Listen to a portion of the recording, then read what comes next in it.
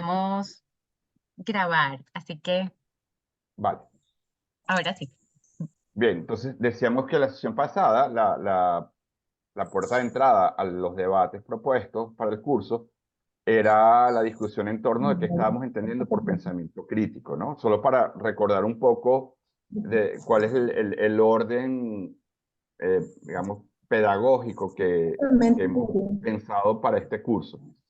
Y claro, ahí identificamos como una contraposición entre pensamiento tradicional y pensamiento crítico, y veíamos ya entonces que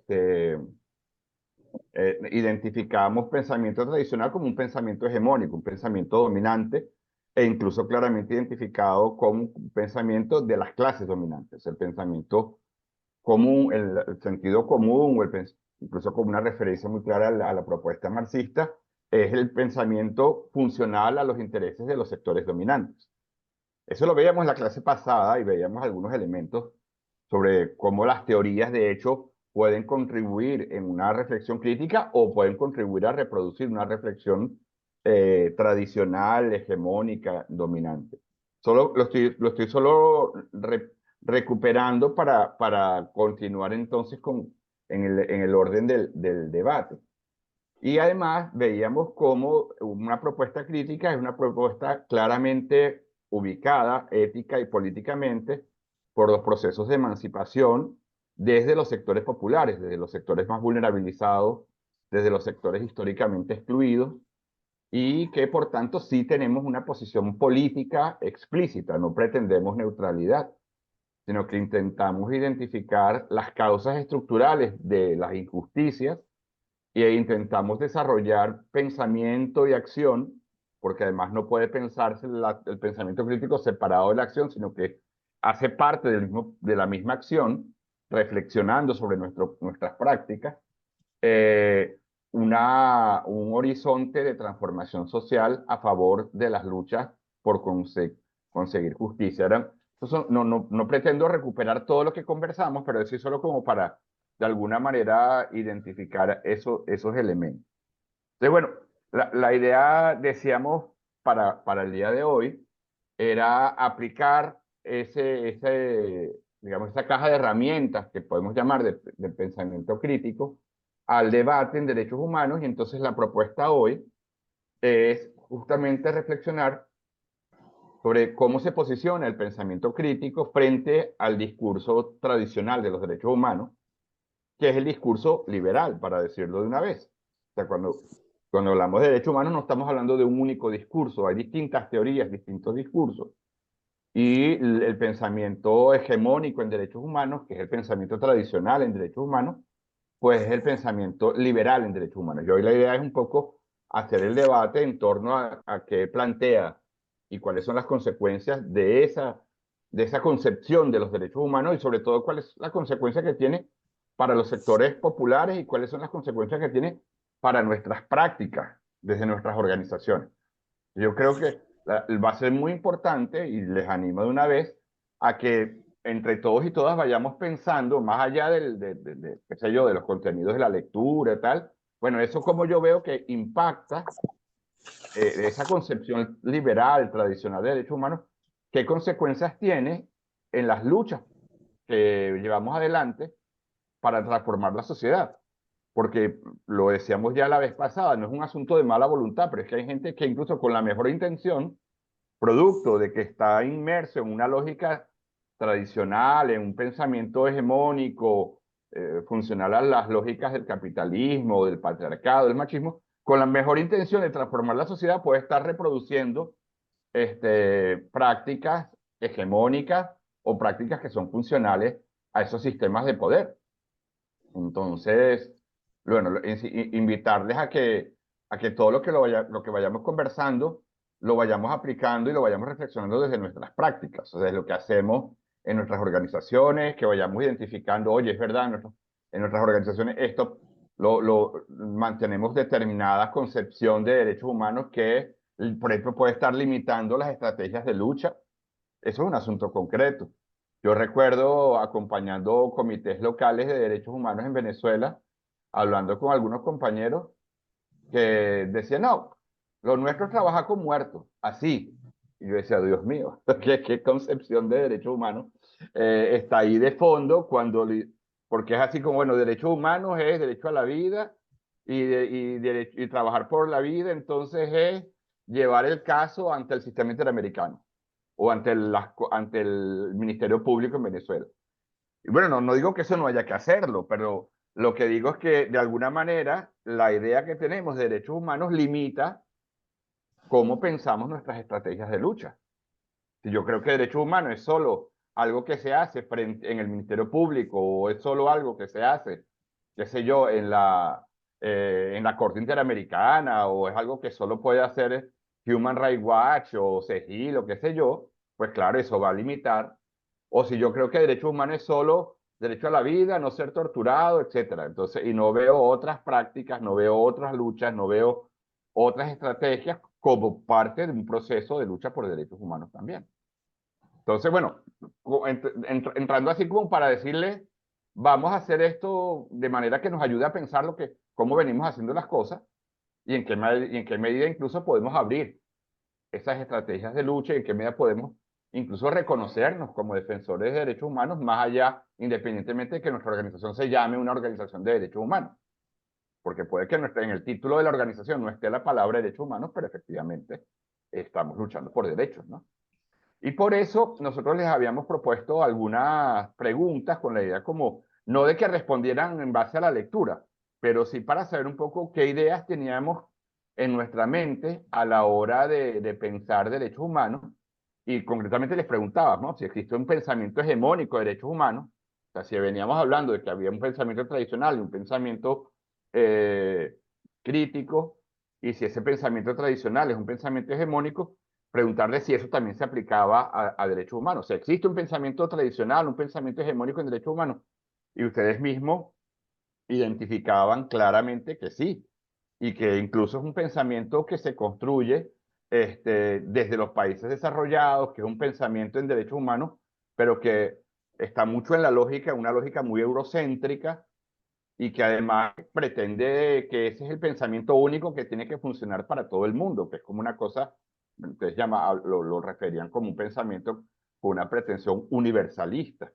Entonces, ustedes mismos ya identificaban en la respuesta a las preguntas que les hacíamos esa base. O sea, miren, sí, cuando hablamos de derechos humanos, lo que está instalado en nuestra sociedad, hay un cierto discurso, una cierta narrativa, una cierta teoría de derechos humanos que es la que está normalmente en la mente de las personas, incluso en la mente de las organizaciones de derechos humanos, de muchas organizaciones de derechos humanos, que es un pensamiento, vamos a llamar eurocéntrico, que responde sobre todo a las prácticas y a las experiencias o de Estados Unidos o de Europa, y que además, pero que no se presenta como un pensamiento solo para los europeos, sino que se presenta como que es el pensamiento en derechos humanos para todo el mundo.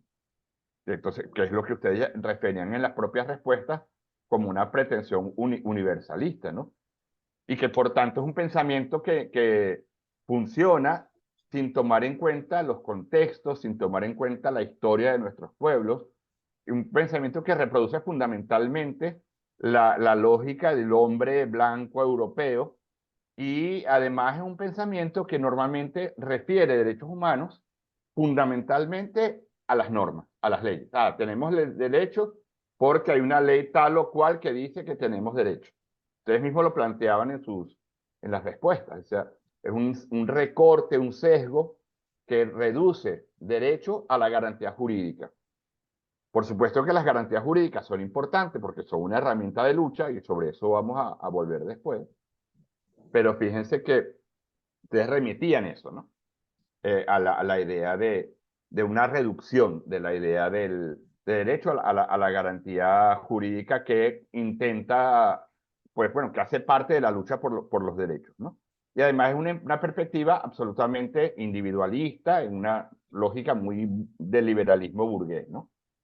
En fin, ustedes veían que incluso y reconocían que eso efectivamente estaba presente en algunas de nuestras prácticas, pero no por una cuestión de mala voluntad, sino porque como siendo un pensamiento hegemónico, siendo un pensamiento tradicional, pues todos y todas, de alguna manera, hemos sido socializados en este pensamiento, nos hemos formado en este pensamiento.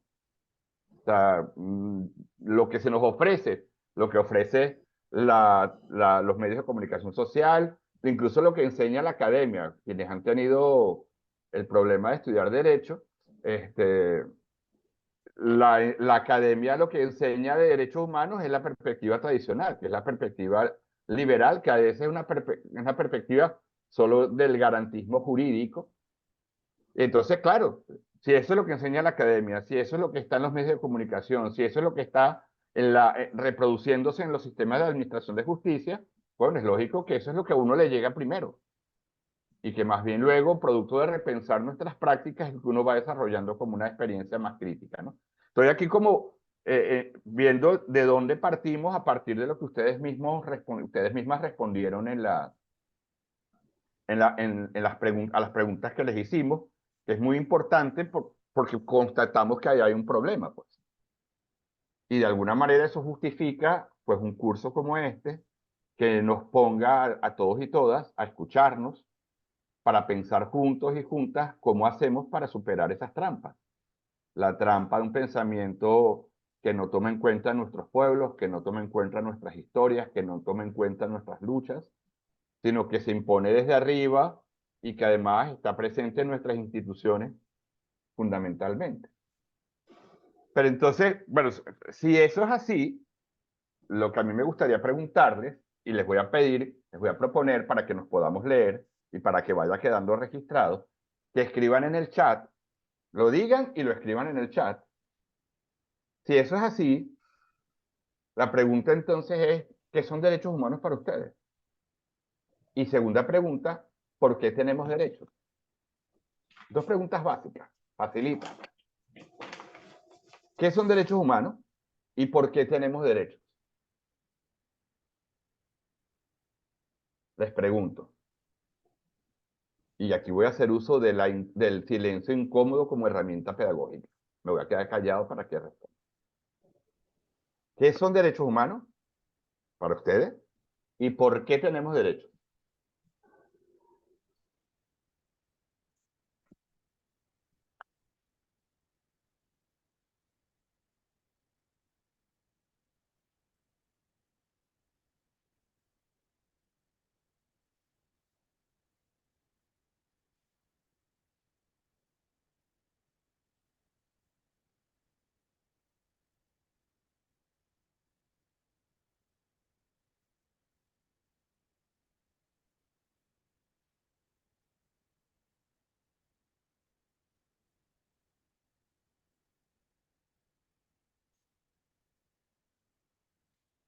El silencio puede ser incómodo, ¿no? Puede ser así pesadito, pero bueno, chévere.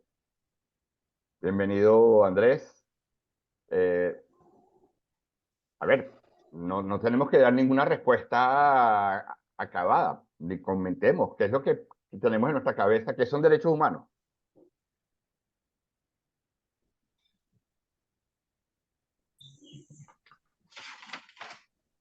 No, ¿Luis? ¿Xiomara?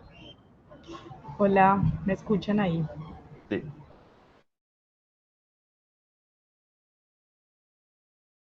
A veces se hace como rutinario y automático y pensar pues como en el concepto se vuelve a veces como retador.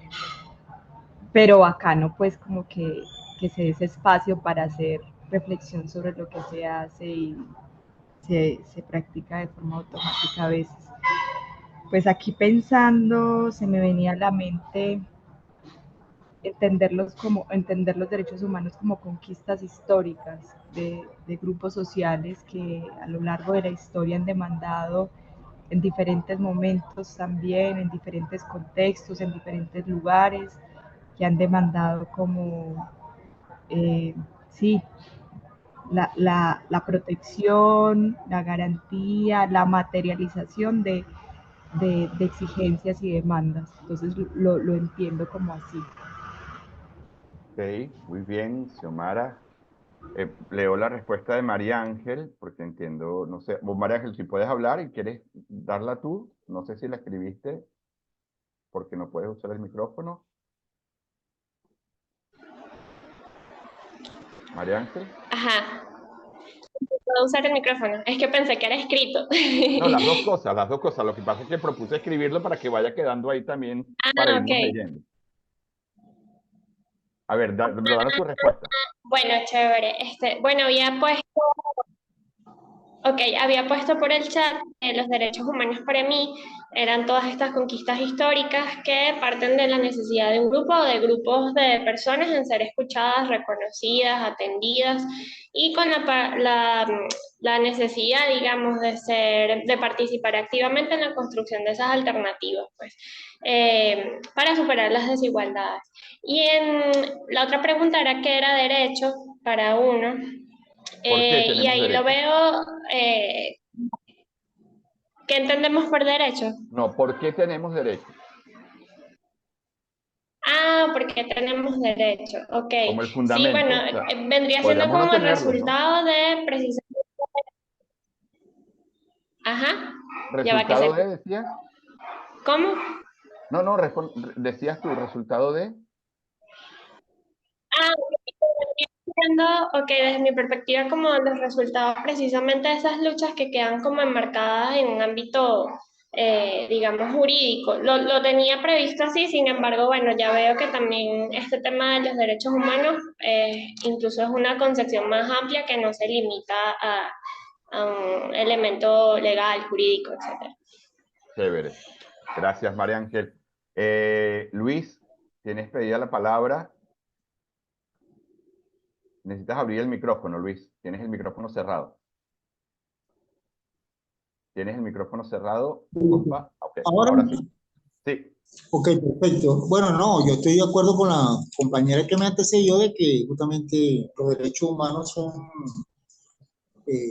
digamos, las luchas, ¿no? La conquista que han tenido los sectores desposeídos frente a un sistema organizado, un sistema jurídico organizado que hace como, digamos, legal las cosas, ¿no? Pero que crean desigualdad, ¿no? Crean inequidad. Entonces, claro, los sectores oprimidos luchan en función de alcanzar su bienestar, ¿no? Luchan por transformar esa realidad que les hace desiguales, ¿no?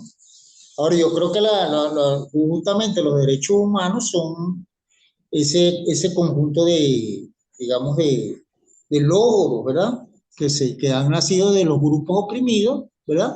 Y que se han establecido, dado a que es muy evidente también la explotación, es muy evidente la desigualdad, ¿no? Y la sociedad tiene que aceptarlo por esa contradicción también de clases que hay en la misma sociedad. O sea, que un hombre trabajara, por ejemplo, en los inicios del capitalismo, 16 o 18 horas, imagínate, iba en contra justamente hasta de la misma existencia digamos, de la producción del capital, pues, de la lógica del capital, porque el hombre se iba, digamos, enfermando, se iba, o sea, tenía una desigualdad muy grande que afectaba, en el caso de la salud, la misma situación de la producción del capital. Entonces, bueno, esa lucha que hizo que el sindicalismo en ese momento lograra las 8 horas, justamente es eso, esa es la historia Ok. de los grupos sociales oprimidos. Gracias, Luis. Listo. Marcos y después Nelson. Marcos. Saludos, buenas tardes. Bienvenido. Gracias. Feliz tarde para todos y todas. Fíjate, hay una cosa interesante porque estoy totalmente de acuerdo que los derechos humanos es un conjunto de conquistas que ha costado sangre, sudor y lágrimas, ¿no? Producto de las luchas de los oprimidos. Y creo que el conjunto de derechos humanos, que lo que se concibe como derechos humanos, se ha logrado a partir de esos procesos, ¿no? Estamos hablando fundamentalmente sobre temas laborales, sobre el de acceso a la salud, acceso a la educación, a una identidad, y es producto de esos procesos. Sin embargo, la contradicción de esto es que finalmente esa visión ciertamente eurocéntrica es quien asumió el concepto de derechos humanos, y eso tiene que ver, a mi manera de ver, en función en el caso de los pueblos originarios, tanto en América como en África, es decir, los oprimidos, conquistados por esa visión, por los europeos y esa visión eurocéntrica, constituyeron el concepto de derechos humanos, ¿no? Pero es el producto de conjunto de luchas, ¿no? Sociales que ha permitido alcanzarlo. Sin embargo, digo que es contradictorio porque que tenía que ver con lo que expusiste al inicio, digamos, la visión de derechos humanos en ese discurso hegemónico está concentrada en especialistas, ¿no? Es decir, lo pueden manejar son abogados, intelectuales y especialistas, ¿no? Las organizaciones internacionales, ONG, ven al sujeto como pasivo, ¿no? El que recibe la ayuda. E incluso muchos de los oprimidos asumen que los defensores de derechos humanos y los organismos internacionales, bueno, nos ven así, pues entonces, y que además es el rol de ellos defender nuestros derechos humanos. Entonces, yo creo que es donde comienza el tema de ese pensamiento crítico para tener una visión mucho más desde nuestras raíces, ¿no? De lo que ha significado la construcción de esos derechos humanos desde nuestras luchas, pues. Perfecto. Gracias, Marco. Nelson. Bien, mira, ¿qué son los derechos humanos? Generalmente cuando lo dialogamos, decimos todo aquello que nos permite vivir, ya sea material o ya sea espiritual. ¿Y en qué momento podríamos decir que tenemos derechos? Es cuando nos los niegan. O sea, el derecho, cuando lo reclamamos, cuando lo demandamos, es porque parte de una negación. Y cuando parte de una negación es que lo queremos reafirmar, como dice Alejandro Kuchanovich, para que no hayan salidas fáciles en ese incumplimiento de aquello que nos perturba vivir, ya sea en lo material o lo inmaterial, en lo espiritual. Entonces, yo parto de eso, y por supuesto, eso está enmarcado en un contexto cultural, social, un momento determinado, en una sociedad determinada. La sociedad occidental, ¿Perdón? No, quiero culminar que la sociedad occidental nos ha orientado, nos ha enseñado en la academia incluso, sobre todo, en esos derechos solamente conquistados desde Europa o solamente reafirmados desde Europa, lo que es la primera, segunda y tercera generación de derechos. Vale. Después vamos a volver sobre eso. Tenemos que preguntarnos si toda necesidad, por el simple hecho de ser necesidad, es derecho, o si hay que agregar algunos otros elementos. Porque respirar es un derecho y sin embargo es una necesidad. Y si no es un derecho, ¿cuál es la diferencia entre esa necesidad y otras necesidades? ¿Qué ha mediado para el reconocimiento de derecho o no? Rosa, pediste la palabra. Bueno, sí, saludo. Y sí, un poco aquí escuchando y también, pues no puedo negar que se presenta como esta situación en pensarnos algo que no nos pensamos todos los días, así estemos desarrollando acciones, acompañando gente, reivindicando cosas. No es que nos estamos pensando todos los días, ok, que es derecho. Ese tipo de pensamientos un poco así cuadrados cada día no es muy común porque estamos en dinámicas, ¿no? Pero bueno, pensando un poco, ¿sabes? Detenerse y pensar, a mí se me viene así a la mente así de primera, es que cuando pensamos en derecho, yo siento que es porque necesitamos, o cada ser humano necesitamos la necesidad de ser escuchados, de ser vistos, de encajar en algún espacio. Desde que nacemos estamos ahí, oye mamá, estoy aquí, atiéndeme.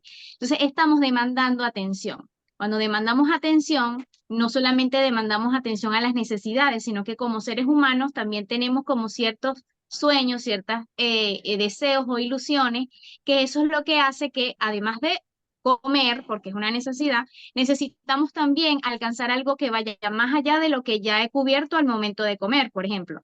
Entonces despierta en nosotros como ese deseo en querer hacer algo más que vaya no solamente en cubrir algo que es necesario, sino en la necesidad de buscar y profundizar en otros espacios y ser visto, ser sentido, y cuando entonces inicia el proceso de búsqueda y profundización en espacio, en el ser mismo, entonces nos encontramos con barreras. Entonces estas barreras son las que comenzamos nosotros a sentir que no nos permiten ser lo que queremos ser, además de haber cumplido la necesidad, y es allí donde determinamos por qué no puedo hacer algo que yo quiero o algo que necesito o que me ideo o que me reinvento, que no sea nada más, bueno, respirar, vivir, comer, porque lo tengo, ¿ok? Entonces allí creo que inicia este proceso de búsqueda y de lucha para entonces alcanzarlo. Y creo Ok. que netamente se da en el sentido de quererme hacer sentir en un espacio, en una idea, en una teoría, en un momento, pues, para nosotros Ya. reconocernos como personas. Allí me quedo por ahí y bueno, sigo ahí compartiendo. Interesante porque lo que refieres a la permanente, que la idea de derechos humanos nos mantiene permanentemente en búsqueda, no se cierra con una determinada conquista, sino que se abren nuevas posibilidades siempre. Taís y después Ángel. Bueno, primero pido disculpas, estoy tratando de activar la cámara, pero no sé qué pasa, entonces voy a hablar y no me van a ver, pero espero que me escuchen Tranquila. bien.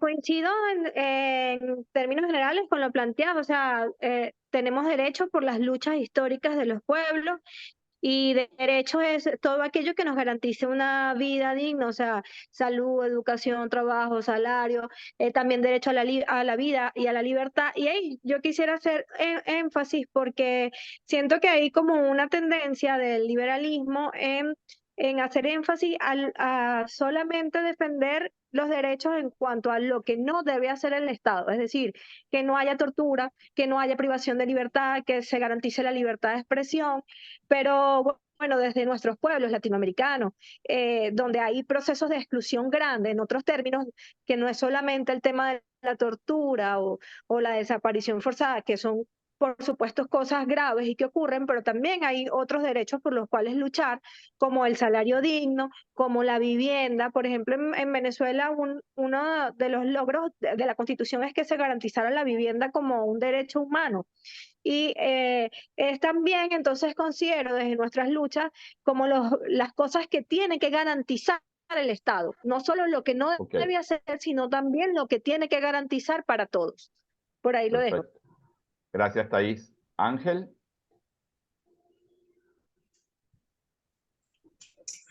Bien, completamente de acuerdo, igual con lo que los compañeros han expresado y las compañeras.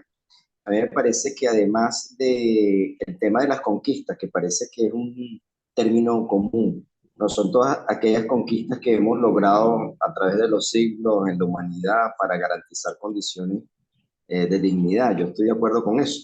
Pero incluso yo había pensado en ese título, en ese tema, en esa palabra, pero después pensé más bien en condiciones, porque creo que cuando hablamos de conquista es como cuando ya hay un reconocimiento social o jurídico.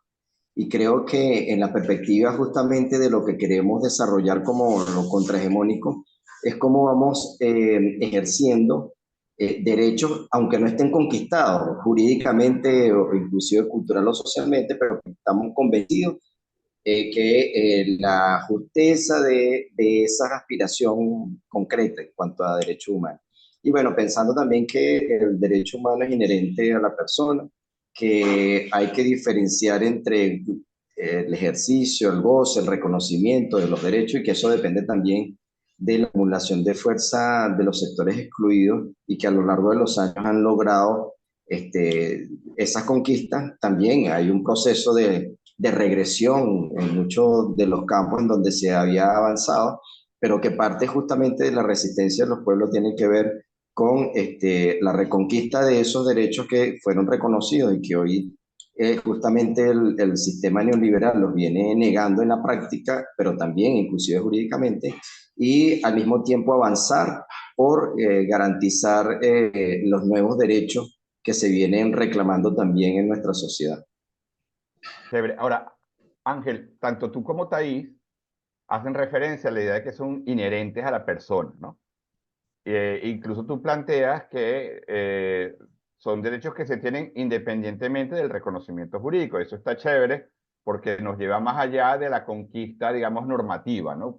Todos sabemos que nuestras organizaciones, nuestros movimientos, parte de nuestra agenda de lucha, cuando no tenemos una norma que garantice jurídicamente el derecho, de hecho nos proponemos en nuestra agenda siempre, bueno, vamos a tratar de conquistar esa norma porque sabemos que puede ser una herramienta importante. Pero fíjate, cuando ustedes hablan de que son inherentes, si tú usaste esa palabra, Ángel, Thaís también, uno dice, bueno, son inherentes, ¿qué quiere decir que son inherentes? Lo planteo porque eso nos lleva a la otra pregunta, que es el por qué tenemos derechos. ¿Qué queremos decir cuando decimos que son inherentes, que son propios de la persona humana? Son porque tienen que ver con qué, de dónde vienen, porque hace parte de determinados grupos que dicen, no, los derechos son propios de nuestra naturaleza. Son inherentes, quiere decir, para esos grupos, que son propios de la persona, porque son de la naturaleza humana. Entonces, no sé, relanzo la pregunta. Claro, para esos grupos, dice, bueno, tenemos derechos. La respuesta al por qué tenemos derechos es porque son propios de nuestra naturaleza, independientemente de lo que ocurre en la historia, independientemente de que el Estado no los reconozca, independientemente incluso de que los viole, como son inherentes a la persona humana, porque son inherentes a la naturaleza humana, pues por eso tenemos derechos, porque derivan de nuestra naturaleza. Entonces yo les pregunto, de nuevo, les vuelvo a lanzar entonces la segunda pregunta, de nuevo. ¿Por qué tenemos derecho? ¿Tenemos derecho porque es propio de nuestra naturaleza? ¿O qué quieren decir con que son inherentes? Tenemos derecho. No sé si me escucha. No, tenemos derecho porque hay luchas, porque hay pueblos que se organizaron. Imagínense, o sea, por ejemplo, el salario es una conquista histórica en la que dejaron vida miles y miles de trabajadores y trabajadoras. Tenemos derechos por eso, por las luchas de los pueblos. Cuando, yo no sé si fui yo la que utilicé esa palabra inherente, pero lo que creo es que los derechos vienen, o sea, vienen como desde un impulso vital de los seres humanos, de una necesidad de algo, que yo creo que puede ser muy particular de acuerdo al contexto social, político y las necesidades que tenga esa persona, esa población, esa sociedad. Por eso tampoco considero que deben ser universales. En Europa tendrán otras prioridades muy distintas a las que tenemos en América Latina o a las que se tienen en África o a las que se tienen en Asia. Entonces, considero que vienen desde ese impulso de necesidad de vida y de necesidad de vida digna que tienen los pueblos. A eso es lo que me refiero. Nelson, ¿tú pediste la palabra? Sí, Manuel. Para mí el tema de los derechos es un constructo social que se circunscribe a una realidad, a un contexto. Ejemplo, en Europa se ha desarrollado mucho el derecho a la desconexión, que tiene que ver con el tema de las nuevas tecnologías, la prestación de servicios remotos, y ese derecho que se ha reconocido en algunas normativas en Europa no es aplicable en América Latina, o por lo menos en Venezuela no, por algunas circunstancias. Y quien lo quiera copiar, que una vez un amigo, mire, vamos a colocar, eso no se aplica, sería una letra. Entonces tiene que ver con un contexto cultural, un contexto social. Por eso no creo, yo también no creo que parta, que sea inherente. Lo que sí es inherente, digo yo, es el proceso de todo lo que le permita al ser humano vivir. Y repito, ¿y de dónde surge entonces aquella demanda de derecho o aquello que se reconozca o aquello que se demanda? Parte de que en un momento determinado es negado, no lo permiten que se desarrolle. Y de allí es que surge la necesidad de demandar o de reclamar, de conquistar determinado hecho que le permite a uno desarrollarse como ser humano. Ok, gracias Nelson. Luis, ¿por qué tenemos derechos, Luis? Sí. Sí, listo. Bueno, yo en particular habría que hacer esa diferencia que tú estabas haciendo, lo que es una necesidad que viene pues de la naturaleza humana, ¿no? ¿Sí? ¿Tú crees que los derechos vienen de la naturaleza humana? Sí, no, lo que yo digo es que el derecho es una convención, es un acuerdo. En un momento determinado, ¿verdad? Los Ok. grupos de poseídos lograron acumular fuerza o las mismas crisis dentro de los sistemas hicieron que reconocieran esa situación. Lo que quiero diferenciar es lo de la naturaleza y esa situación de lo social como tal, ¿no? Que es una convención, si se quiere, un acuerdo, ¿verdad?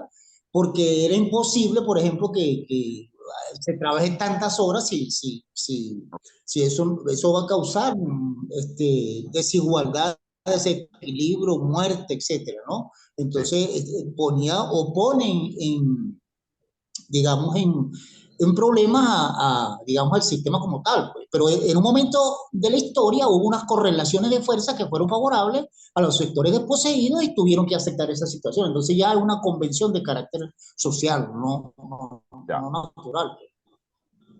Listo.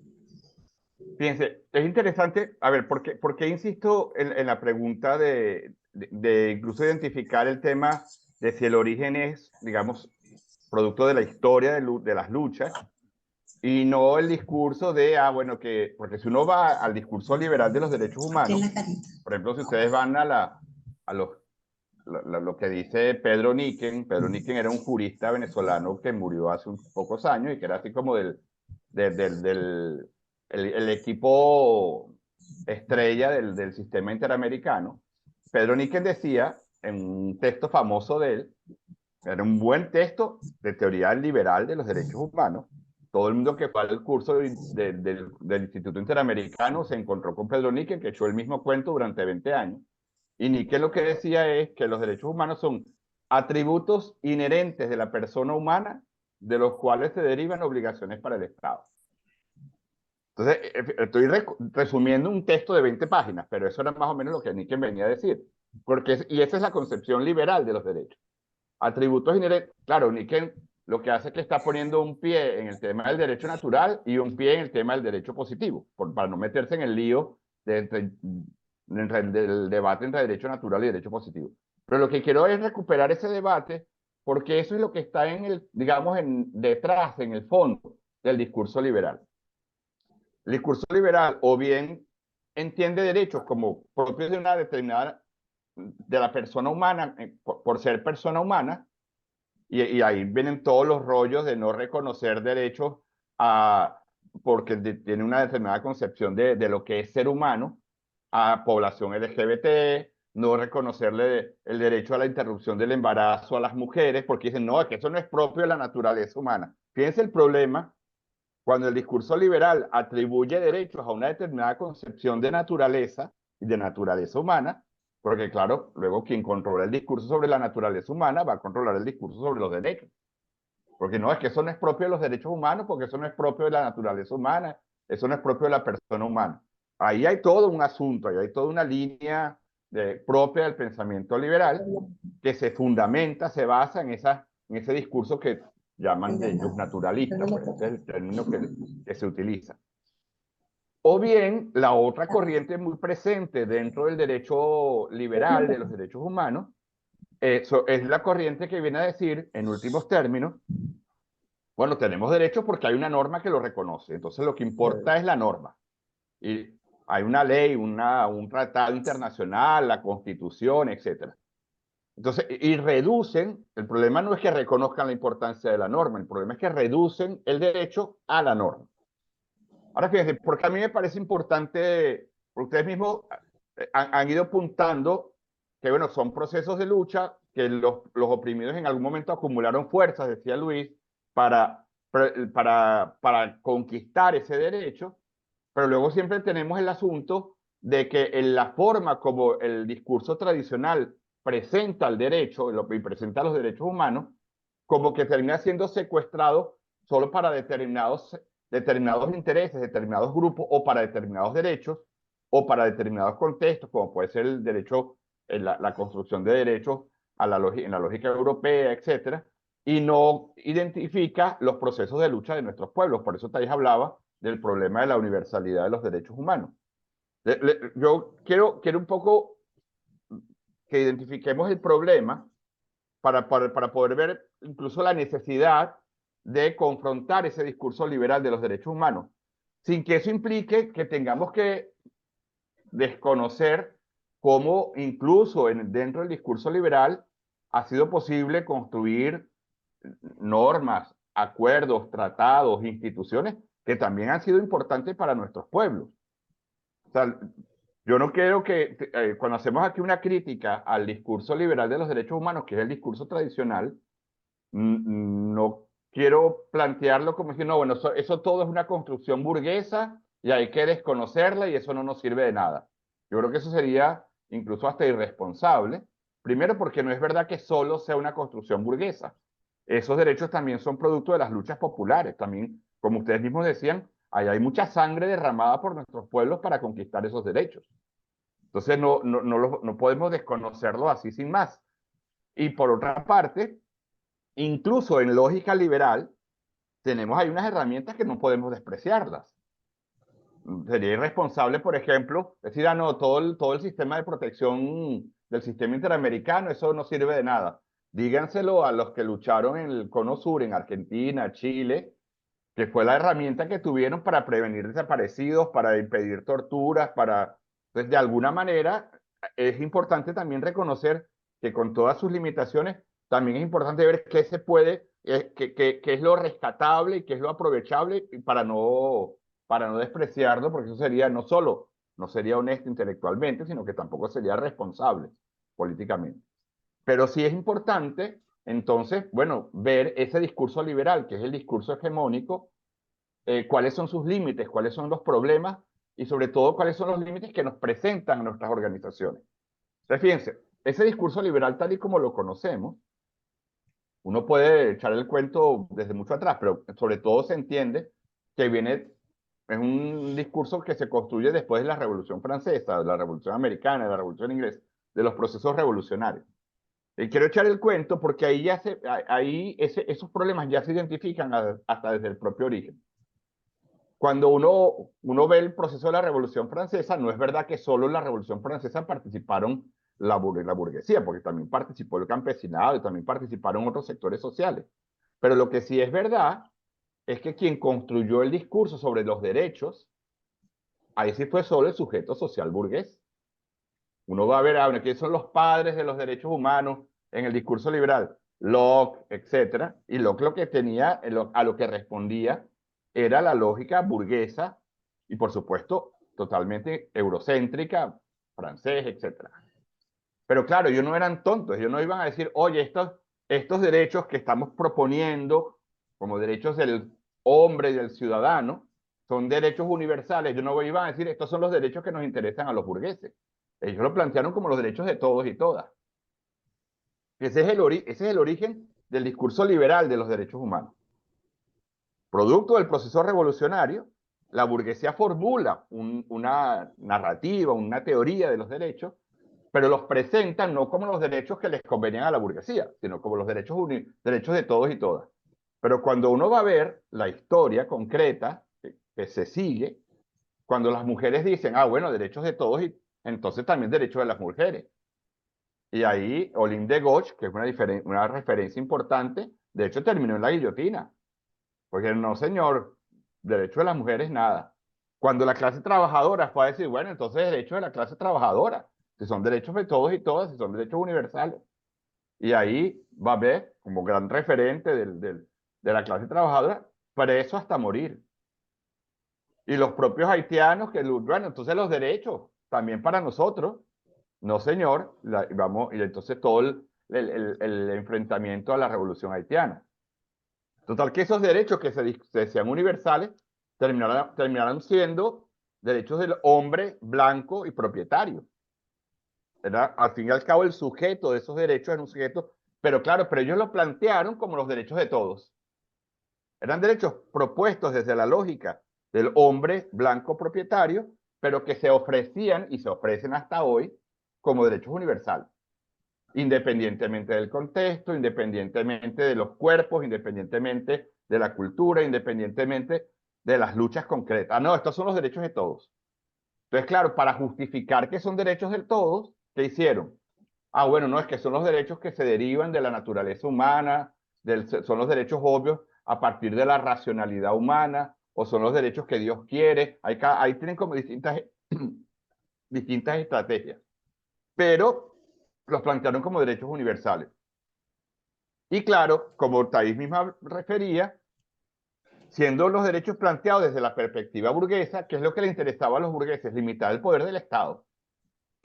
Ellos lo que querían era el poder que estaba en manos de la corona y del clero, limitar el poder y para que les dejaran a ellos libre su ámbito de actuación. No por casualidad, los derechos en perspectiva liberal van a limitar el poder del Estado, pero van a dejar sueltico al mercado. Ellos no limitan el poder del mercado. ¿Por qué? Porque los burgueses no son bobos. Ellos no van a construir una propuesta de regulación que les limite su propio ámbito de actuación. Entonces, fíjense, ahí hay todo un asunto porque la estrategia de la naturaleza humana fue la estrategia que permitió invisibilizar cuáles eran las relaciones de poder, invisibilizar que había situaciones distintas, si eres hombre, que si eres mujer, si eres propietario, que si eres trabajador, si eres blanco, que si eres negro. Ah, no, pero no, estos son los derechos de todos, porque son los derechos que se derivan de la naturaleza humana, son los derechos inherentes, etcétera, etcétera. Entonces fue una estrategia para vendernos su cuento. Ahora, es problemático también en el discurso liberal cuando limitan el derecho a la norma. Porque es como si yo dijera, vengan acá, Xiomara tiene derecho al voto porque tiene una norma en la Constitución colombiana, le reconoce el derecho a las mujeres a votar. Oye, eso es verdad, pero lo que no estoy diciendo cuando yo limito el derecho a la norma jurídica, lo que no estoy diciendo es que las mujeres se organizaron, se movilizaron y lucharon para que ese derecho fuera reconocido. Estoy invisibilizando la lucha social. Entonces, fíjense, el problema de presentar derechos como inherente al ser humano es que yo no estoy permitiendo ver el conflicto social, no estoy permitiendo que se vea en la propia idea de derechos la lucha de los sectores sociales populares y no estoy permitiendo entonces que se reconozcan a los sujetos sociales populares. María Ángela hablaba y Rosa también hablaba de esa demanda de los sujetos sociales de ser reconocidos, de ser identificados, de que sus propias necesidades sean puestas en el tapete. Pero claro, cuando yo digo, no, tienes el derecho porque la norma te lo reconoce y lo dejo ahí, yo estoy de alguna manera afectando la memoria política de nuestros pueblos. Ocurre mucho, por lo menos yo lo escucho mucho con algunas compañeras feministas que se quejan de que las nuevas generaciones feministas no siempre tienen la memoria de las luchas de las generaciones anteriores. Y entonces asumen que los derechos están ahí como dados y no reconocen que esos derechos están ahí porque hubo luchas anteriores de las mujeres de otras generaciones para que estuvieran.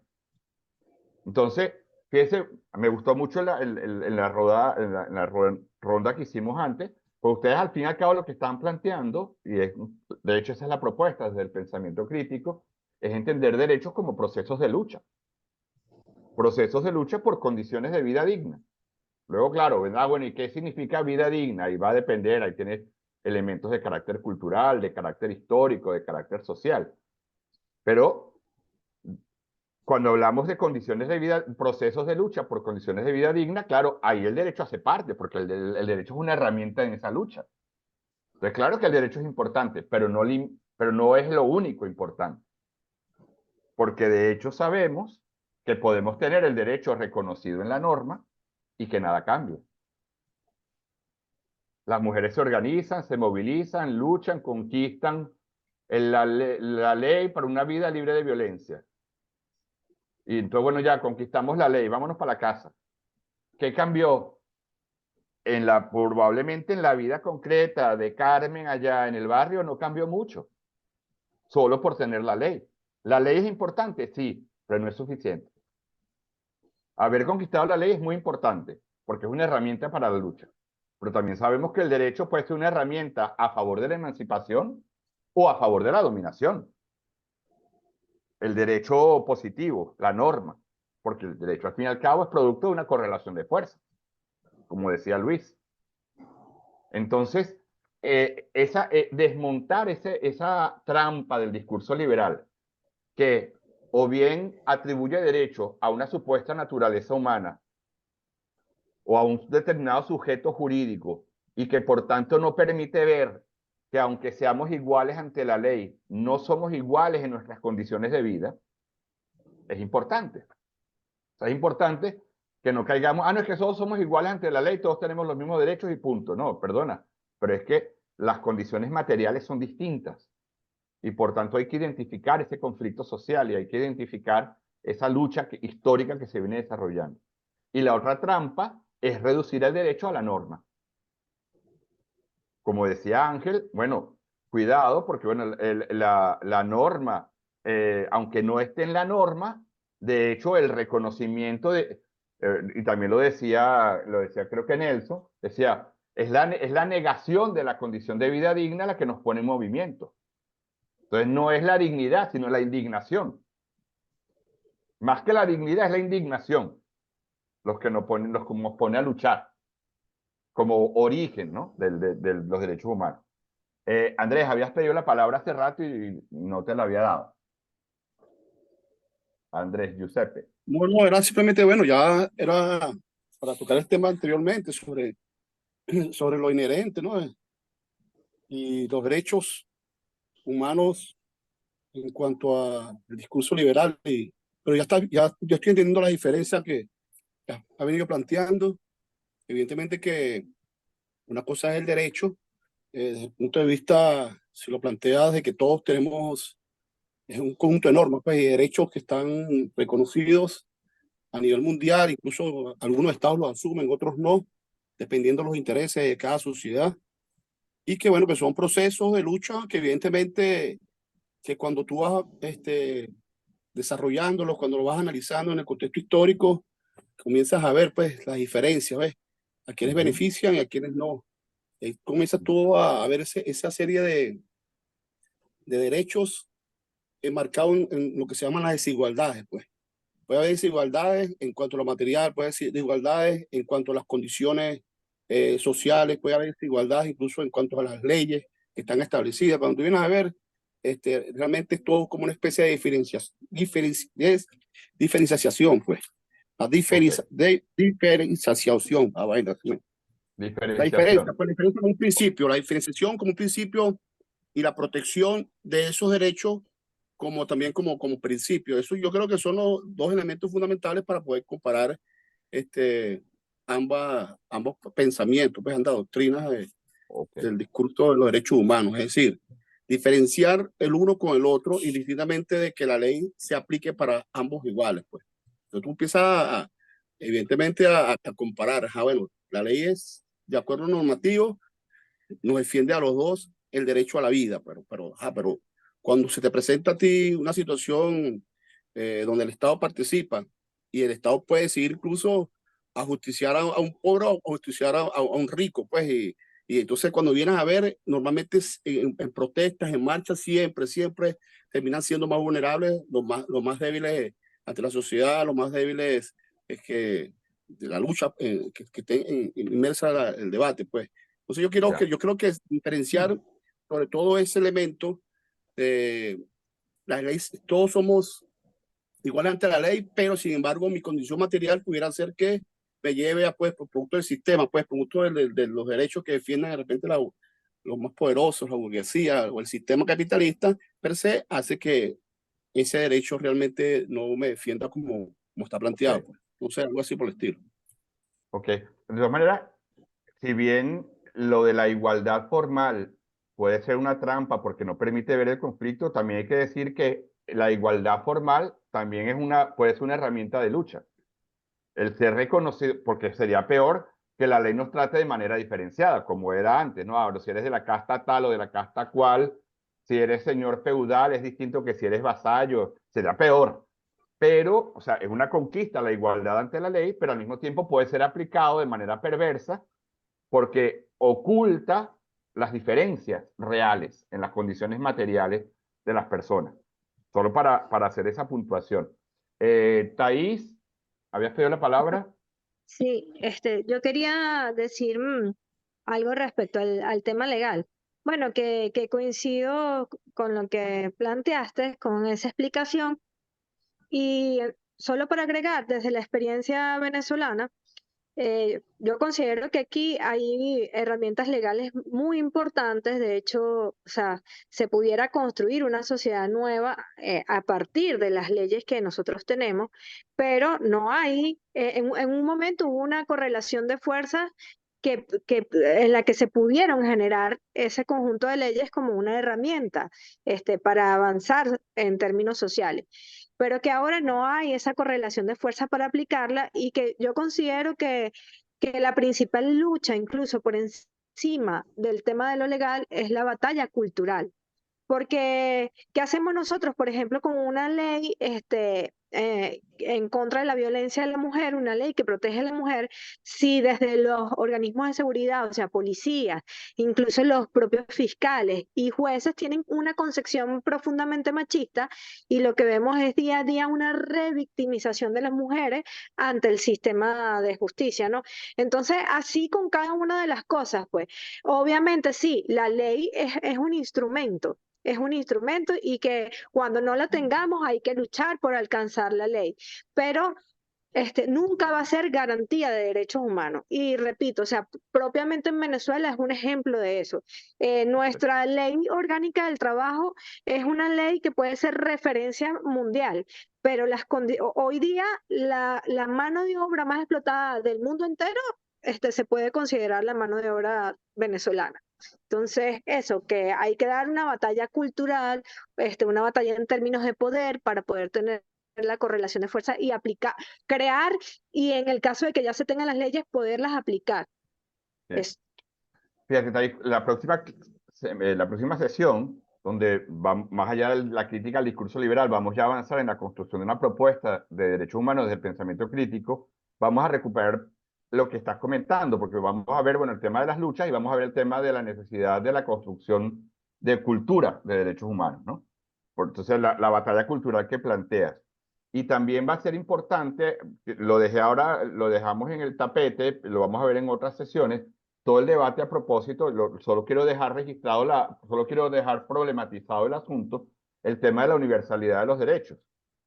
Solo quiero dejar la pregunta puesta, y luego en otro momento lo vamos a retomar, porque es verdad que la universalidad puede ser propuesta de tal manera que sea opresora, porque entonces hay un determinado sujeto, una determinada cultura que se impone sobre las otras, pero por otra parte yo pregunto, ¿no necesitamos avanzar no hacia esa universalidad occidentalizada, pero sí hacia algún tipo de marco mundial de derechos?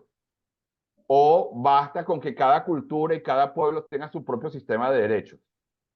¿Qué hacemos entonces cuando haya un conflicto en nuestro mundo globalizado entre los indígenas Yanomamis y la ExxonMobil?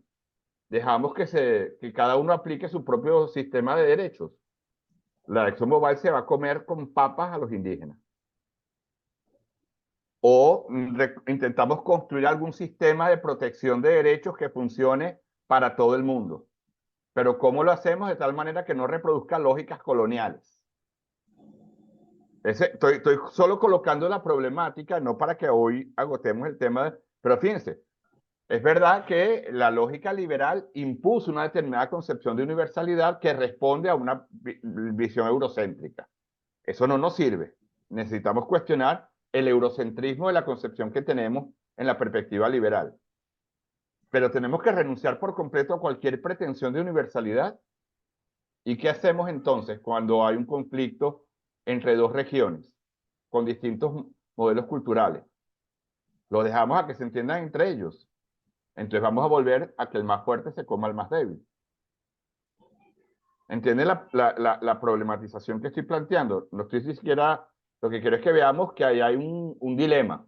Por lo menos hay un dilema del que vamos a necesitar hacernos cargo. Nelson, ¿habías pedido la palabra? Sí, dos cosas concretas, cómo se expresa en nuestras normas y en la vida cotidiana el tema del positivismo en, en Venezuela. Ejemplo,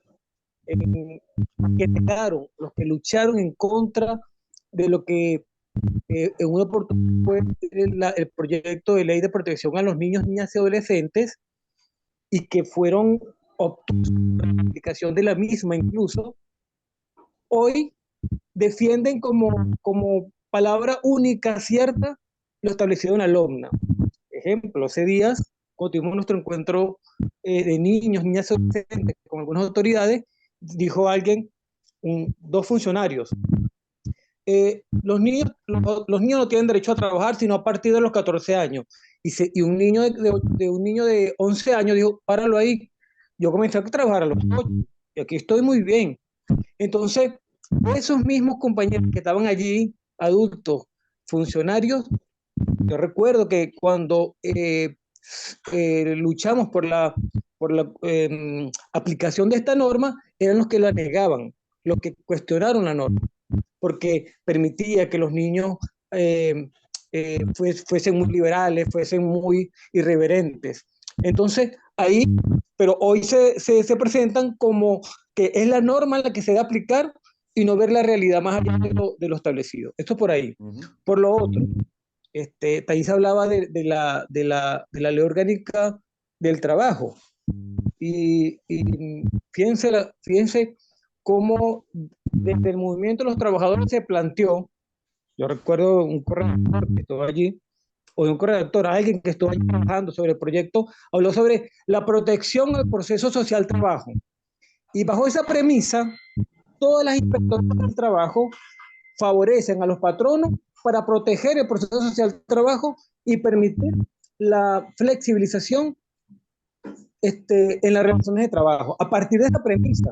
Y eso fue reivindicado como algo sumamente importante, como que si todo el proceso de producción en Venezuela fuese social, y no es así. Entonces, son dos cosas como se expresan acá en el país lo que estamos planteando. Gracias, Nelson. Marta. Bueno, Rosalux Andina. Bueno, buenas. Bueno, no, muy concretico. Yo quisiera también aportar algunos elementos a esta discusión tan rica que se ha estado dando, ¿no? De las preguntas que planteaba Manuel. Yo, digamos, inicialmente lo que diría es que el derecho, en términos generales históricos, responde a la concepción dominante de correlación de fuerzas en una sociedad, ¿no? O sea, digamos, las normas, las leyes, el ordenamiento jurídico, el sistema de justicia en general, digamos, es una manera en que permite reflejar muy bien cuál es la correlación de fuerzas en un determinado momento histórico y cómo se comporta, y los derechos que consagra expresan muy bien esa correlación, ¿no? En ese sentido, yo creo que cuando pensamos en la concepción liberal de derechos humanos, tenemos que entender que esa concepción responde a un determinado sistema económico, político y social, al liberalismo como sistema económico, político y social. Y por eso los derechos humanos, desde esa concepción, son vistos o reflejan el pensamiento y la filosofía del liberalismo, ¿no? Y por eso vemos que allí entonces se prioriza, por ejemplo, la igualdad formal sobre la igualdad material, ¿no? Y además un elemento que a mí me parece muy importante dentro de la concepción liberal de los derechos humanos es que principalmente son concebidos como un freno, un límite al poder del Estado, ¿no? Es decir, el Estado, porque así concibe el pensamiento liberal, la figura del Estado. El Estado está para garantizar orden, ¿no? Y para garantizar, digamos, unos mínimos y dejar que el mercado y el sistema económico capitalista garantice todo lo demás a través de lo que ellos consideran una ampliación de las libertades, ¿no? Entonces, en ese sentido, los derechos humanos desde esta concepción están vistos como un freno al poder del Estado, pero no plantean, digamos, aunque lo han ido matizando, por supuesto, hay que decir que además también el pensamiento liberal de derechos humanos ha tenido unas transformaciones a lo largo de la historia, pero digamos, inicialmente era concebido como la principal obligación del Estado era una obligación de abstención, una obligación de no hacer, de no limitar las libertades que deberían contar, con las que deberían contar todas las personas, que para ellos todas las personas estaban haciendo referencia, como decía Manuel, al hombre blanco, propietario, alfabeto, ¿no? Entonces eso me parece también importante. Y respecto además del tema de la universalidad, yo sé que Manuel dijo que no lo vamos a discutir acá, pero solo para plantear un elemento que me parece importante para la discusión, es que yo creo que el tema de la universalidad respecto a los derechos, creo que el problema no es necesariamente si tenemos el mismo catálogo de derechos, es decir, todos podemos estar de acuerdo en que debe ser universal el derecho a la vida, a la educación, a la vivienda, a la cultura, en fin, ¿no? Digamos, creo que ahí no necesariamente hay una gran discusión. Creo que la discusión se plantea es respecto de las garantías de esos derechos, ¿no? Es decir, cuáles son los satisfactores sobre cómo se vuelven en la práctica esos derechos. Entonces, en ese sentido, digamos, no es el mismo derecho a la vivienda que puede considerar una comunidad indígena en La Guajira al derecho a la vivienda que puede considerar una persona en un sector empobrecido urbano, ¿no? Entonces, digamos, es el mismo derecho, solo que los satisfactores pueden ser distintos en función del contexto, de la clase, del origen étnico, en fin, ¿no? Sí. Y por último, ya para cerrar, creo que es muy importante que esa, o sea, digamos, yo creo que uno de los principales elementos del pensamiento liberal de derechos humanos que comparto con Manuel, que no podemos, ese dicho venezolano que seguro lo voy a decir mal, que es echar, ¿cómo es? Es botar el agua sucia, ¿cómo es? Es botar el niño con el Botar agua al niño junto sucia. con el agua sucia. Exacto, no, Botar no, al por niño con el supuesto agua que sucia. no. Creo que no se trata de desconocer el aporte que el liberalismo también ha hecho en el marco del tema de los derechos humanos, pero sí denunciar que resulta una concepción insuficiente y además resulta insuficiente porque no solamente invisibiliza las desigualdades fácticas, sino que también invisibiliza la manera en que ese modelo político, social y económico sobre el que se sustenta es en gran parte responsable de las graves y masivas violaciones a derechos humanos. Eso, con eso cierro, perdón lo largo. No, pero yo creo que Ana retoma un asunto que ya había salido antes, creo que era Thais la que lo había planteado. Thais, entonces tú tenías la mano levantada, no sé si había quedado de antes tu mano levantada, pero en todo caso, que tiene que ver con, y quiero, eso va a ser un debate específico que quiero que tengamos, creo que en la cuarta sesión, que es el tema de derechos humanos y capitalismo. Ahorita Marta lo plantea, porque es que fíjense, el discurso liberal de los derechos humanos no plantea de manera explícita la contradicción entre la posibilidad de condiciones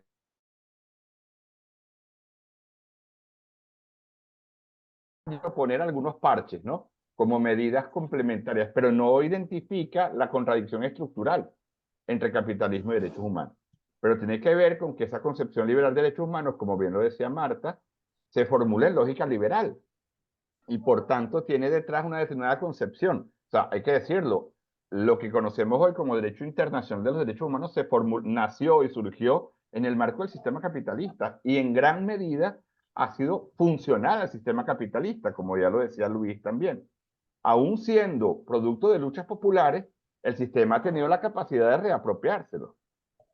Y ese debate hoy es central porque ese ejercicio de lucha, incluso de lucha hasta entre narrativas, está ocurriendo hoy en el marco del sistema neoliberal. O sea, Milei no está diciendo que él es contrario a derechos, pero él está defendiendo el derecho a la propiedad como el derecho fundamental. A la propiedad, fíjense, la estrategia es reelaborar el discurso de los derechos para construirlos en perspectiva neoliberal. Entonces, la necesidad, por tanto, de un ejercicio de pensamiento crítico en derechos humanos, y por eso este curso. Porque si no, creyendo que estamos actuando en favor de derechos humanos, podemos estar haciéndole el juego al sistema. Perfectamente. Ah, no, yo estoy trabajando en derechos humanos. ¿Por qué? Porque estoy trabajando por el derecho de propiedad. Bueno, gran favor que le estás haciendo a nuestros pueblos, ¿entiendes?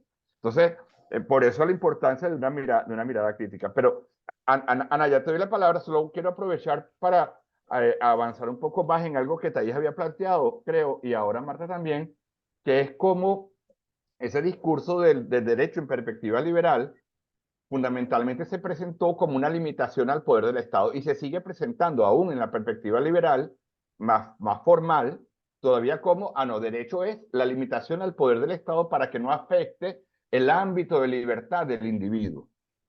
Eso viene de las lógicas de la burguesía, incluso queriendo quitarle poder a la corona para que los dejen actuar libremente en el comercio, etc. Pero esa lógica se sigue imponiendo hoy. Y eso se impone concretamente con toda esta teoría de las generaciones de los derechos humanos, que es el otro gran caballito de batalla del discurso liberal de los derechos.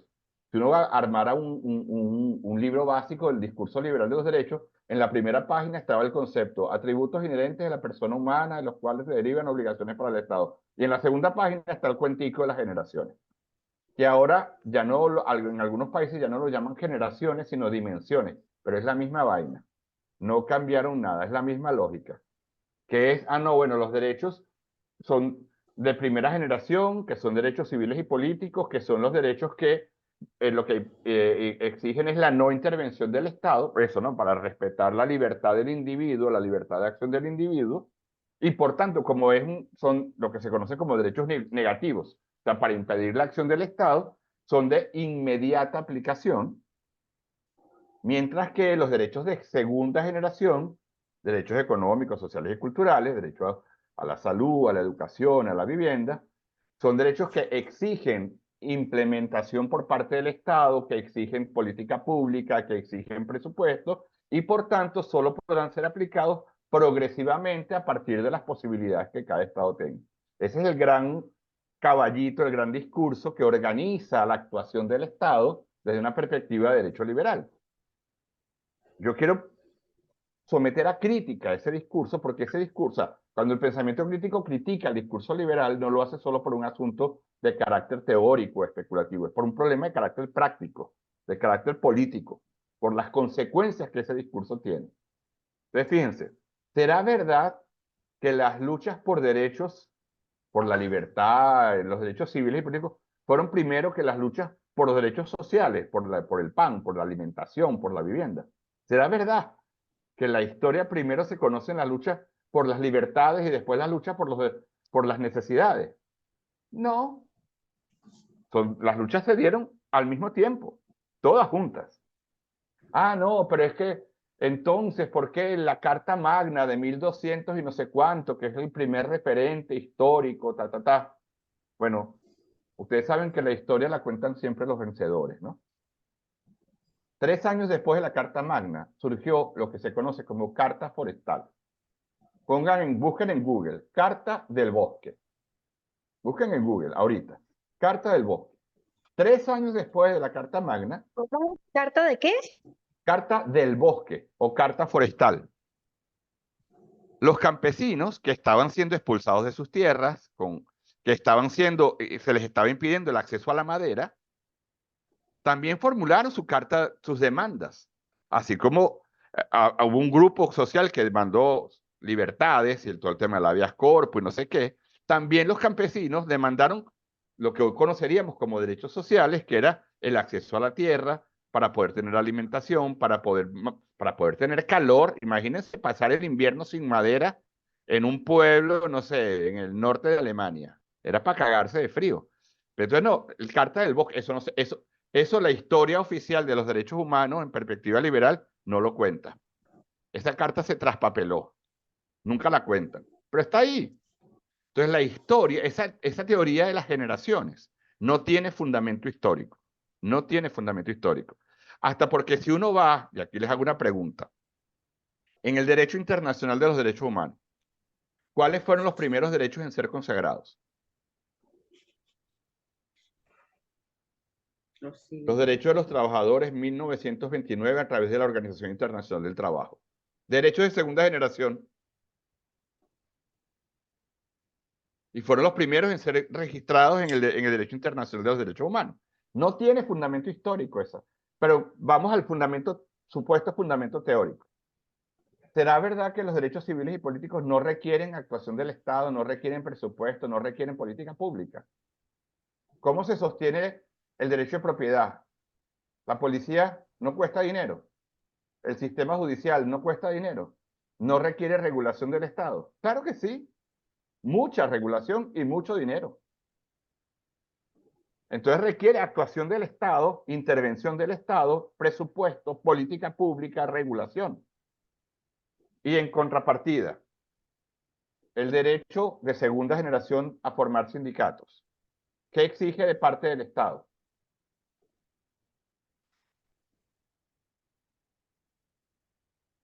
Ahora no es una pregunta retórica, estoy esperando una respuesta.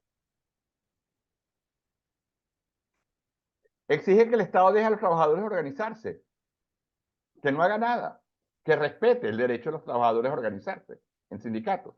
Pero esa es la característica de los derechos de primera generación. Entonces, fíjense, derechos de primera generación que en realidad tienen la característica de segunda y derechos de segunda generación que en realidad tienen característica de la primera. Es una trampa esa teoría. Pero si esa teoría es una trampa, si no se verifica históricamente y no tiene coherencia teórica, la pregunta que nos tenemos que hacer es ¿por qué esa teoría se sigue reproduciendo? ¿A quién le sirve esa teoría? ¿A quién le resulta funcional? Porque lo cierto es que esa teoría ayuda a legitimar una jerarquía en la actuación del Estado. Ayuda a priorizar la actuación del Estado en derechos civiles y políticos y a secundar derechos económicos, sociales y culturales.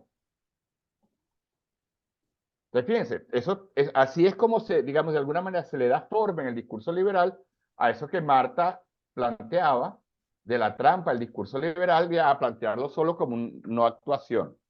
No, los derechos prestacionales necesitamos que el Estado priorice alimentación, priorice educación, priorice trabajo, priorice no solo en el reconocimiento formal, sino en política pública.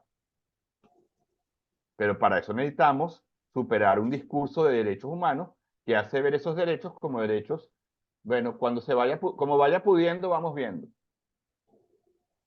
No, tienen que ser con la misma jerarquía que cualquier otro derecho.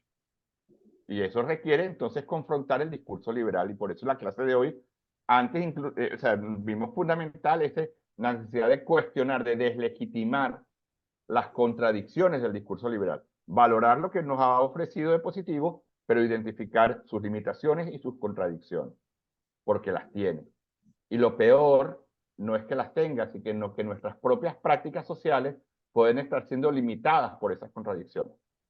Han pedido la palabra Ana y Xiomara, pero lo que les quiero invitar ya, y dejo planteada la pregunta, es exactamente a que pensemos y compartamos eso.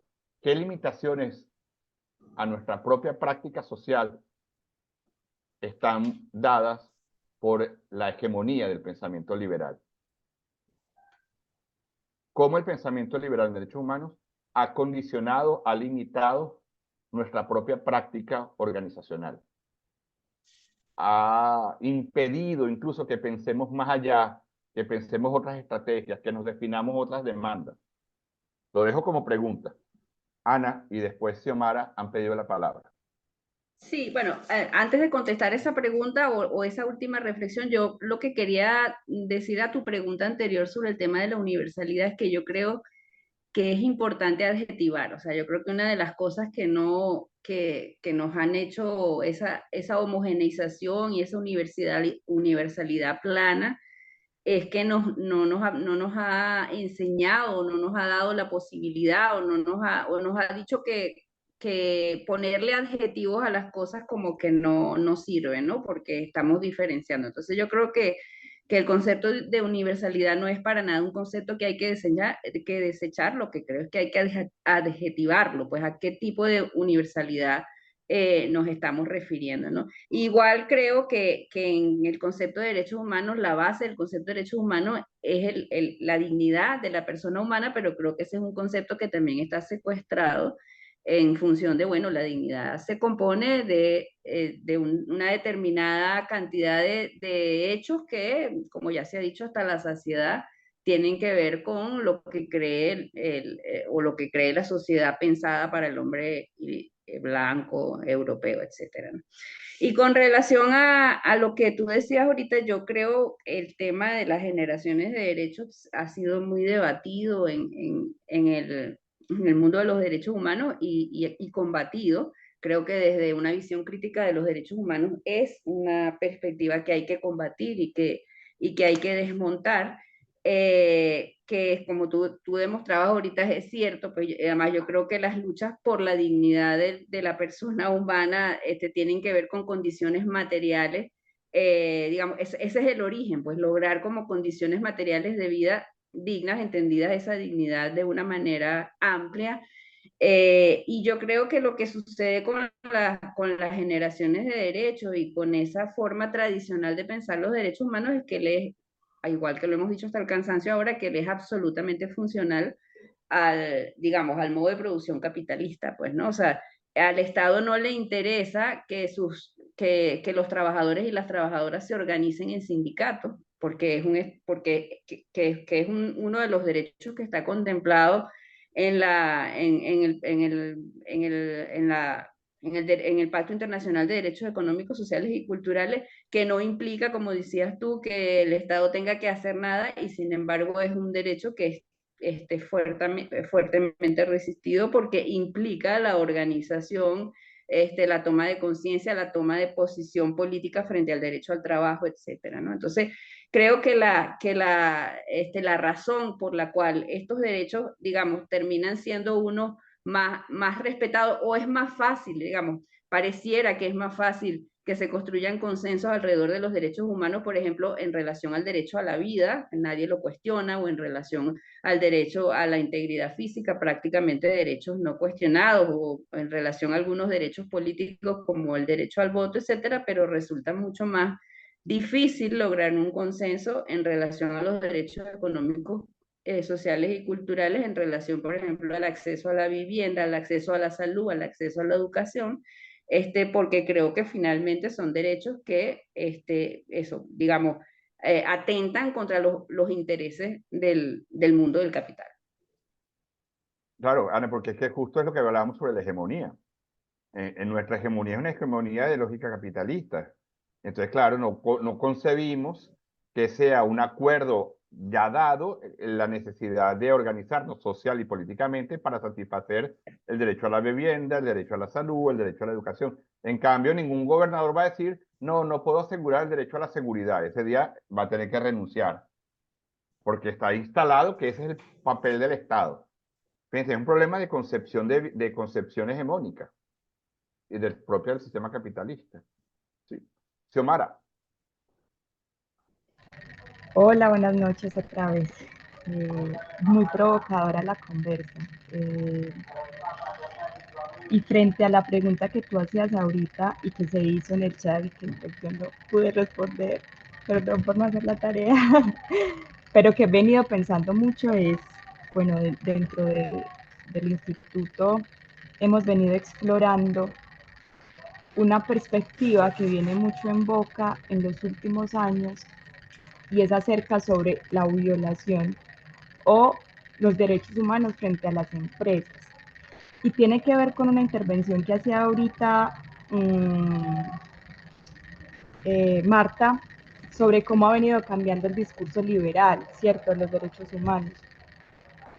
Y creo que eso es un cambio que he venido teniendo, ¿cierto? Pensar los derechos humanos frente al poder empresarial, ¿no? Que, digamos, su lógica ha estado sobre todo frente al Estado, ¿cierto? Limitar el Estado. Pero vemos que el discurso se ha cambiado también un poco porque hemos evidenciado cómo el poder corporativo hoy desborda el poder mismo del Estado. Y eso ha hecho pensar desde la perspectiva liberal cómo ponemos límites. Pero mi pregunta es, ¿hasta qué punto ese límite tiene vocación de transformación? ¿Cierto? ¿Hasta qué punto pensar ese límite del poder empresarial en perspectiva de derechos humanos tiene vocación de transformación? Y eso es una pregunta porque incluso desde el trabajo que hacemos todo el tiempo desde el IPC, ¿cierto? Si hay o no vocación de transformación, o si lo que estamos evidenciando, por ejemplo, desde la debida diligencia, cómo se vuelven directrices para decir que las empresas están haciendo todo bien cuando cumplen con la debida diligencia, ¿no? Que es una perspectiva también que está en el seno de los derechos humanos frente al poder empresarial, aunque hay un debate muy fuerte frente a la debida diligencia y ponerle límites a las empresas. Entonces, no sé, creo que es una pregunta que no le he encontrado respuesta, pero que tiene que ver un poco cómo ha cambiado ese discurso desde la perspectiva liberal y cómo en el quehacer diario y cotidiano de las organizaciones se entraña también esa pregunta desde esas nuevas perspectivas que venimos trabajando, que venimos explorando. Desde la debida diligencia, insisto, también eso tiene sus matices, pero la pregunta que insisto es, bueno, ¿cómo la debida diligencia no se vuelven como unos checklists de las empresas? Cumplo con esto y ya, ¿cierto? ¿No? Sí. Y cómo no hay una vocación de transformación ahí, cómo esos pretendidos límites no terminan volviéndose una pretensión una pretensión, no, cómo no terminan no teniendo vocación de transformación, pero también cómo no, o sea, cómo desechar si en últimas ni siquiera con los parámetros de debida diligencia el poder empresarial cumple, ¿cierto? Sí. ¿Cómo con esos parámetros que se vuelven tan flexibles ni siquiera cumple con eso? Entonces, ahí... Xiomara, me encanta tu pregunta porque además, bueno, comienzas ya a plantearte el debate de cara a las prácticas de tu propia organización, que es lo que les invito a que hagamos ya en esta última parte de la conversa, que identifiquemos, bueno, esto cómo afecta y cómo me pone a leer mi propia práctica, cómo me pone a leer o a releer mis propios procesos de lucha en los que estamos implicados, ¿no? Y recuperas un debate que es central, que es el debate, es decir, porque en la perspectiva liberal tradicional, vamos a decirlo, efectivamente, el problema, las obligaciones en materia de derechos humanos eran obligaciones frente al Estado, eran obligaciones del Estado y solo del Estado.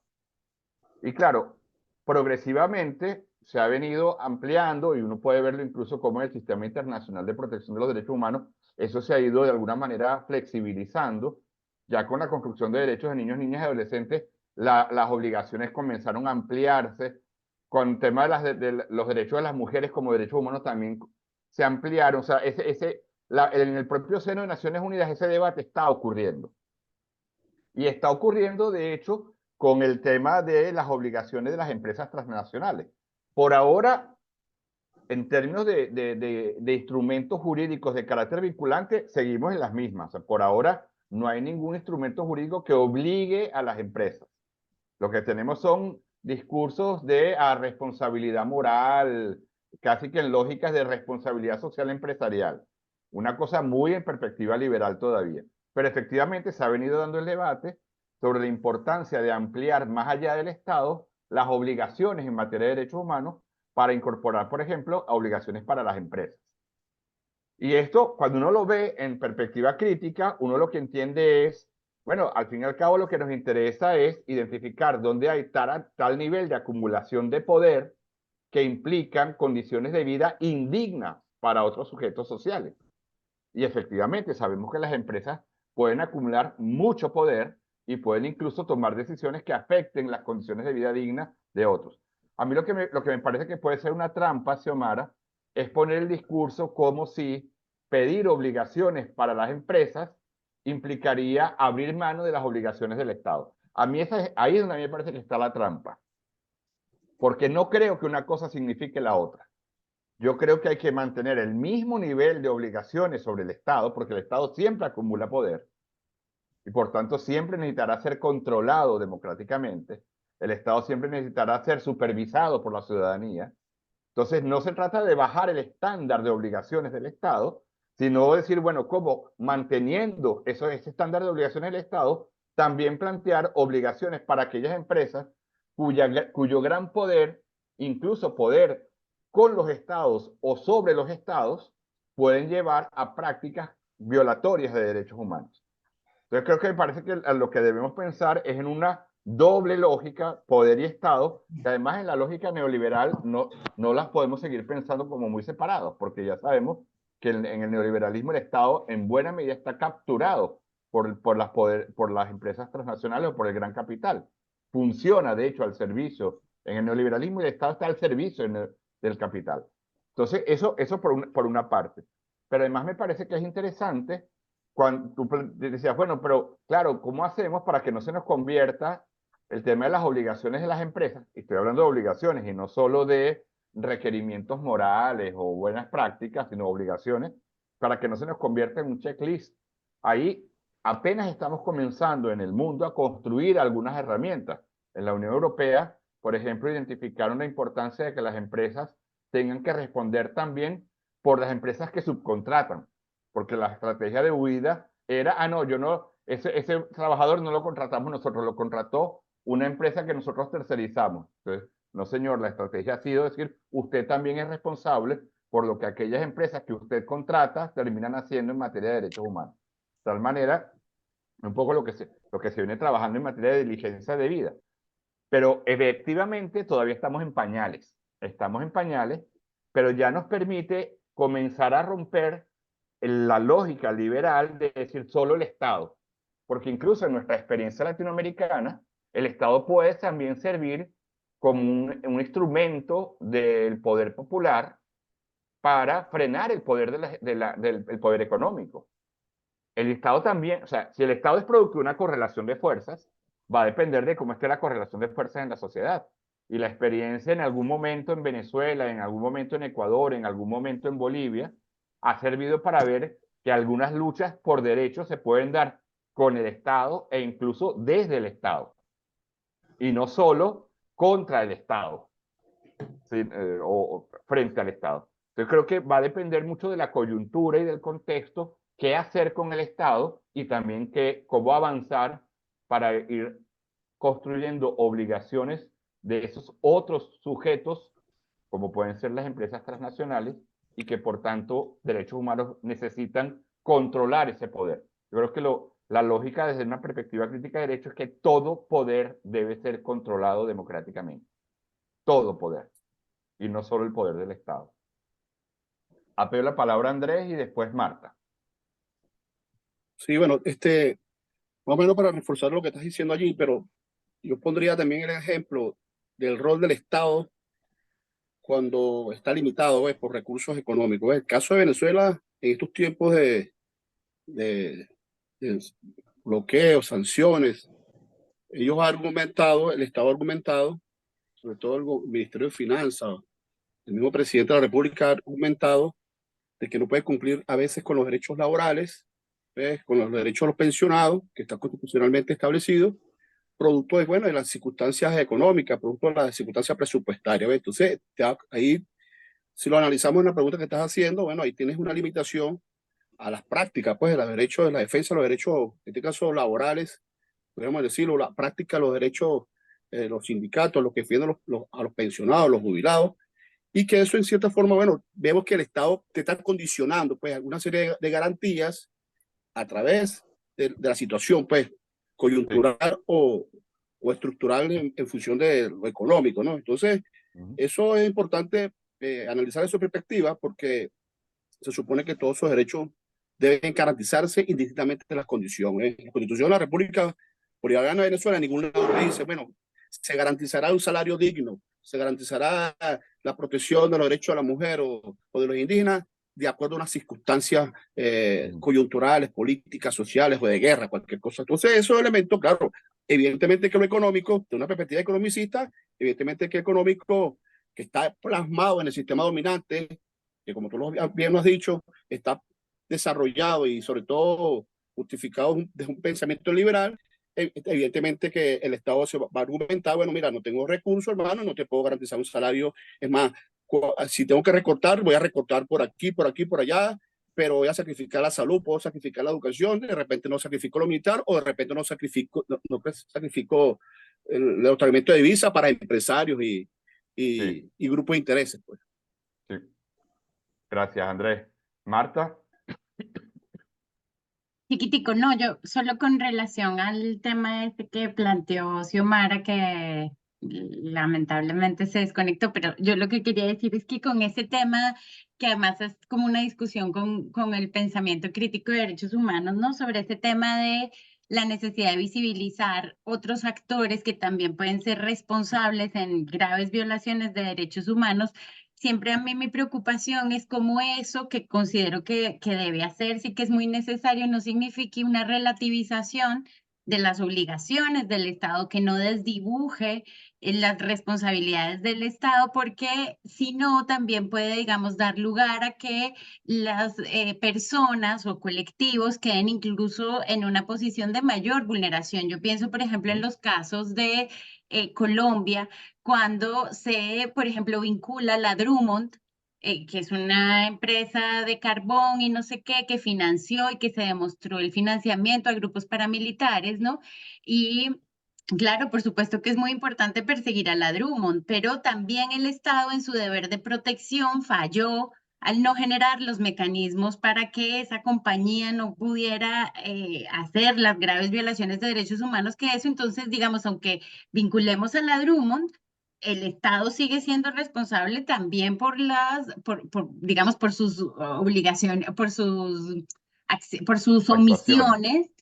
omisiones frente a esos poderes fácticos que generan violación a derechos humanos, porque si no, por ejemplo, la Drummond tiene su sede en Estados Unidos y entonces decirle a la gente, ah, no, el Estado no tiene la culpa porque aquí lo que hizo fue la Drummond y como ahora reconocemos que que las empresas también son responsables, vaya y persígalas a ellas, que además es una compañía que está en Estados Unidos, que tiene un nivel de protección, ¿no? Entonces, digamos, solo que me parece que bueno, que Hay que tener ese cuidado. Sí. hay que tener ese cuidado que no signifique la relativización de la responsabilidad del Estado, sino que sea complementaria en todo caso, ya, eso. Completamente de acuerdo, completamente de acuerdo. Compa, yo quiero volverles a plantear, yo creo que lo más interesante de todo el debate que trasciende este momento de nuestro encuentro es la pregunta de, bueno, ¿y esto por casa cómo andamos? ¿Cómo esto ha podido incluso afectar, limitar nuestra propia concepción de lucha? ¿Cómo eso ha podido condicionar la definición de estrategias de lucha? ¿Cómo eso ha podido condicionar nuestra propia naturaleza organizacional, etcétera? Digo que lo propongo como una conversa aquí para ir cerrando nuestro encuentro de hoy. Bueno, pero antes de irnos queremos hacer una pequeñita evaluación, pero más allá de hoy, yo creo que es un asunto incluso interesante para conversar en nuestras organizaciones, con nuestros compañeros y compañeras, porque creo que eso es lo que el curso de ir nos va a servir para ese proceso de retroalimentación. Rosa, habías pedido la palabra.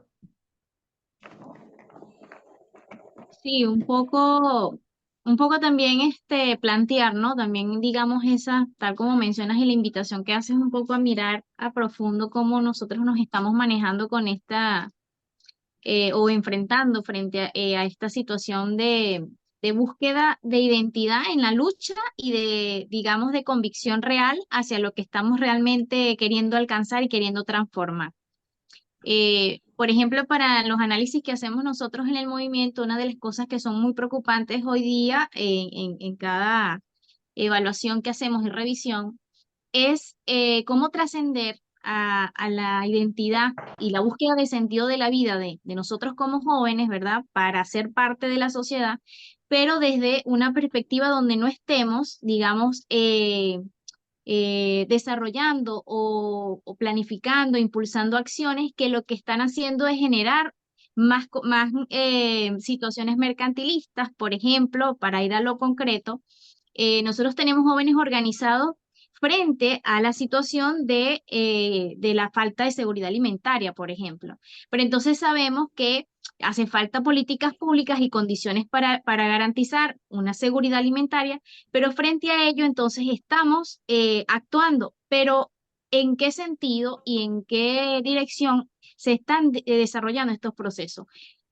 hacer, por ejemplo, alguna acción o algún desarrollo de avance para poder complementar, por ejemplo, una comida en la casa, también puede estar respondiendo a una práctica mercantilista a la hora de entonces autogestionarnos, buscar estrategias para garantizar en la casa tener para comer o garantizar un medio de generar algún dinero para poder solventar las propias necesidades, frente a que realmente estamos respondiendo que no sea garantizar, darle más Sí. poder tanto al Estado como también al sistema pues capitalista, que genera que nos tiene, bueno, busquen qué hacer, vean qué hacen, está muy bien lo que hacen, pero eso realmente responde y obedece al mismo sistema, que finalmente hay que evaluar si eso realmente responde a la transformación del sentido de la vida, de la dignidad y de tener mejores condiciones que garanticen ser partes y protagonistas de una sociedad y transformarla. Más allá de entonces seguir jugando el mismo juego que ellos pues nos quieren tener allí siempre. Pues entonces son cositas y desafíos, veo yo que tenemos. Y que bueno, sobre la mesa hay que plantearse pues esto que estamos mirando, verlo de una manera mucho más profunda y crítica frente a lo que estamos haciendo. No dejar de hacer, porque tampoco esa va a ser la respuesta, pero sí plantearnos y evaluar cómo lo estamos haciendo, hacia qué está respondiendo, a quién verdaderamente está garantizando avances y transformaciones sociales, más allá de entonces garantizar y ser parte entonces del juego pues político, económico y social en el que estamos pues envueltos. Entonces un poco allí Buenísimo. O sea, comentar eso. yo estoy pensando todo el discurso, por ejemplo, de, bueno, entonces lo que queremos es protagonismo juvenil, pero en lógica de emprendedorismo. Entonces lo que queremos son emprendedores. Entonces, que lo que queremos son pequeños empresarios. Entonces, fíjate, Eso el es algo, problema ahí, lo que está ahí detrás es es una grave, concepción individualista y correcto. de competencia y no una concepción de solidaridad, de búsqueda Eso. colectiva, etcétera, etcétera. Fíjate cómo el Sí. discurso, incluso los derechos, puede ser reapropiado en lógica de capitalista, liberal, burguesa, en vez de reforzar los procesos de lucha por transformación colectiva, de transformación social. Luis, ¿pediste la palabra? Luis. Sí, Sí, ¿me escuchan? habías pedido la palabra. Sí, perfecto. No, lo que quería significar dos cositas. Una, con respecto a cómo el discurso neoliberal de los derechos humanos hace mucho énfasis en la norma. Pero si vemos justamente un poco desde esa visión tuya de legitimar ese discurso, como justamente lo menos que hacen ellos o las grandes empresas sí, las grandes empresas como los estados hegemónicos, bueno, le han dado una patada a la mesa de las convenciones y de los acuerdos, ¿no? Porque hay una precarización continua del trabajo y cómo desde esa precarización del trabajo digamos, limitan las posiciones de una vida digna para adquirir digamos, una vida, digamos, sana, una vida con el disfrute del derecho a la recreación, con el disfrute de la derecho a la vivienda, si tú tienes que tener dos o tres trabajos para poder cumplir, digamos, digamos, con esos derechos, ¿no? El derecho a la vivienda, al disfrute, etc. Entonces, lo que quiero significar allí, que es que, por un lado, el neoliberalismo está planteando digamos, esa visión de apego a la norma, pero él está, digamos, destruyendo las normas o no le para la norma en función de eso, porque, bueno, está en contra de los intereses económicos. Y lo otro realmente, desde ya de la pregunta que tú estás haciendo y estás planteando, es que en el caso de Corenats, bueno, nosotros tenemos un discurso justamente frente a esa visión de la infancia, ¿no? Que es el concepto de infancia, justamente parte de Europa, y nosotros creemos que existen diferentes infancias, ¿verdad? Infancia de pueblos originarios, infancia de pueblos campesinos, infancia con discapacidad, un universo variopinto de infancia, ¿no? Y segundo, igualdad o digamos, la relación entre trabajo y explotación, ¿verdad? Todo trabajo en niños, niñas y adolescentes, pues entonces se entiende como explotación. Cuando nosotros entendemos que desde otra categoría que ha surgido desde la lucha de los años 70 y 80 en América Latina, tenemos una concepción de lo que es el trabajo digno, ¿ves? El trabajo realizado, autodirigido, autoorganizado, cooperativista, ¿verdad? Y que permite todo un proceso de educación, de uso del tiempo libre de una manera adecuada en el niño, niña y adolescente. Es todo. Okay. Muchas gracias, Luis. Bueno, me parece que es interesante cerrar incluso, porque fíjense, estamos volviendo a la problemática de cómo incluso el discurso de los derechos hoy viene siendo, es un espacio en disputa. Lo que estamos diciendo al fin y al cabo es que de hecho no es el discurso de los derechos y la construcción de derechos no es un terreno pacífico, ya cerrado, ya consolidado, sino que es un territorio de disputa incluso entre concepciones más emancipadoras y concepciones más de reproducción de las formas de opresión.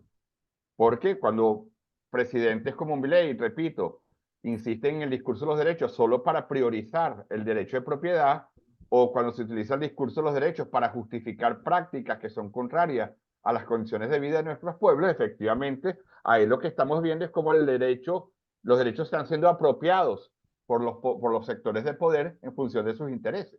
Y por tanto la necesidad de problematizar esas construcciones para poder avanzar desde los intereses populares. Compas, ya para cerrar, nos quedan aquí unos 4 o 5 minutos, no hay ningún problema, pero queríamos aprovechar, antes de irnos, saben que dentro de 15 días, pues ya vamos a avanzar entonces, la tercera sesión va a ser sobre cómo se viene construyendo entonces en perspectiva crítica una concepción de derechos humanos. Hoy nos centramos más en la crítica al discurso liberal. El siguiente paso es decir, bueno, y entonces, ¿por dónde irían las propuestas de un pensamiento crítico en derechos humanos? Ese sería el siguiente paso. Nosotros les vamos a enviar también de nuevo preguntas, propuestas para que ustedes vayamos construyendo desde antes esta reflexión.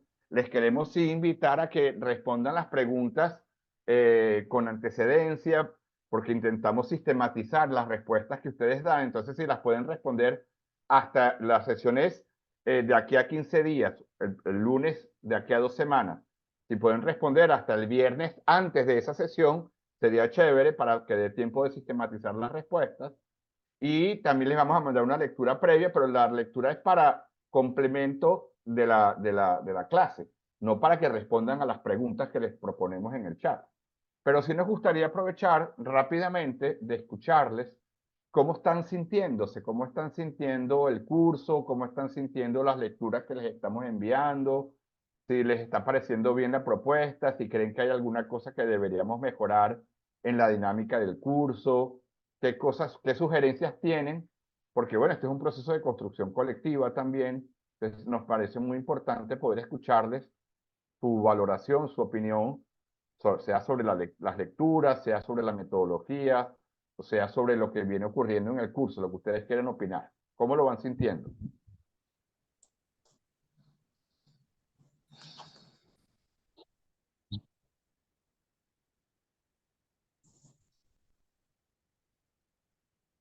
Bueno, sí, Luis, Manuel, bueno, realmente nos estamos, digamos, como colocando en esa visión crítica, ¿no? Siempre teníamos dudas sobre, digamos, la validez, lo que tú estás conversando, ¿no? De esa visión de los derechos conservadora, hegemónica y liberal, ¿verdad?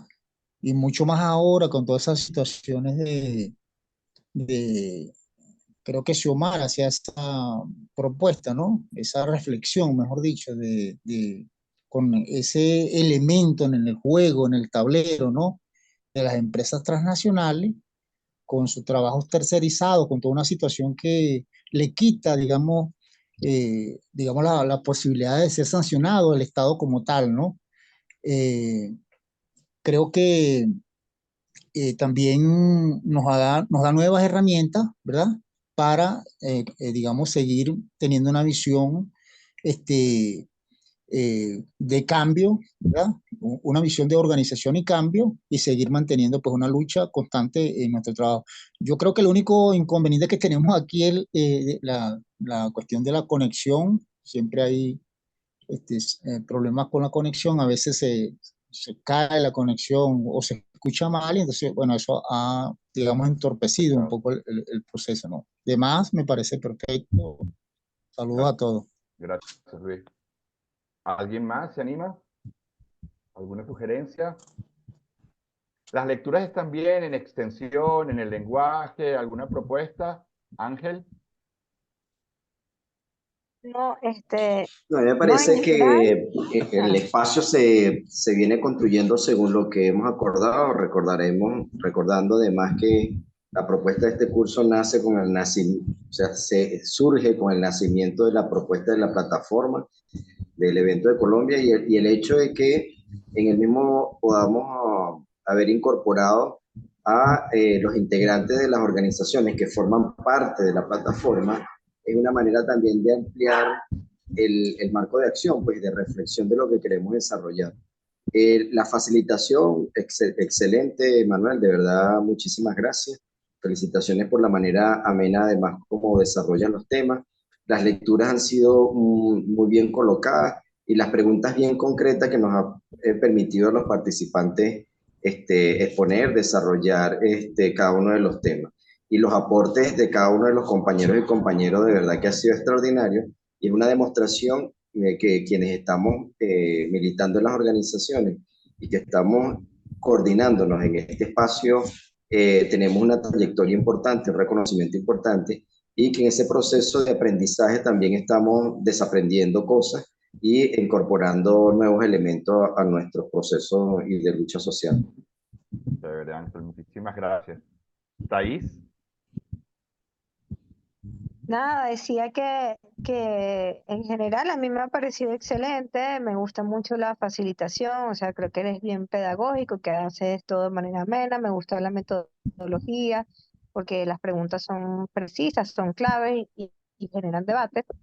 Eso que me parece muy bien. Había escrito aquí que quería que recomendaran una lectura sobre el momento histórico al que hiciste referencia de cómo surgen los derechos humanos a partir de la Revolución Francesa y cómo lograron los burgueses imponer su visión y le dieron el velo de que eran inherentes a la naturaleza humana para decir que son derechos de todos y todas, pero que al final eran sus derechos.